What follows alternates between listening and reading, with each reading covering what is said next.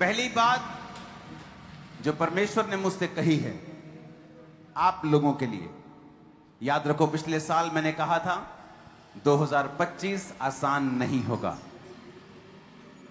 और लोगों को तब समझ नहीं आया था। मैंने कहा था यह मेहनत करने का साल होगा, लेकिन परमेश्वर हमारे साथ होगा और उसकी जय जो हमें मिली है यह बताती है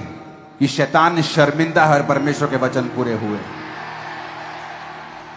परमेश्वर ने मुझसे कहा है 2026 के लिए आप लोगों के लिए,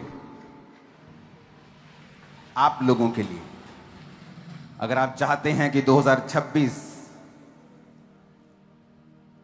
जो कि दुनिया के ऊपर साइबर अटैक्स, कंफ्यूजन्स और टेक्नोलॉजी को एक कर्स के रूप में देखने का साल होगा लोगों के लिए,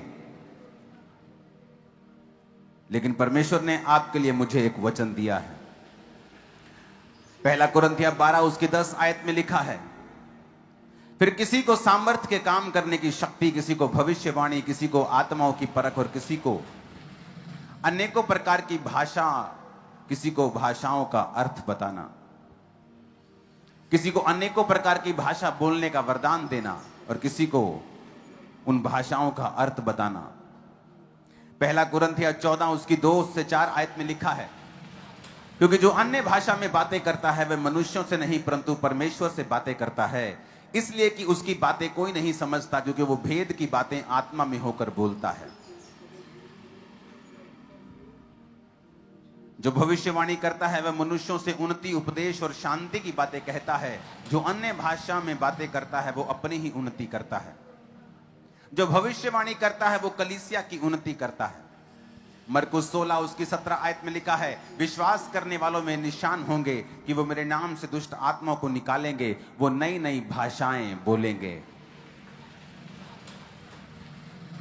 नई भाषा बोलना एक वरदान है, एक गिफ्ट है,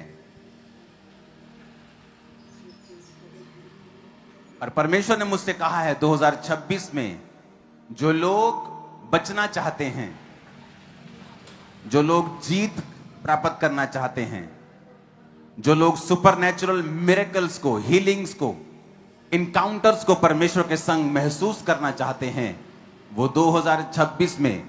आज तक जितना आप गैर भाषा में नहीं बोले उतना 2026 में बोलिए।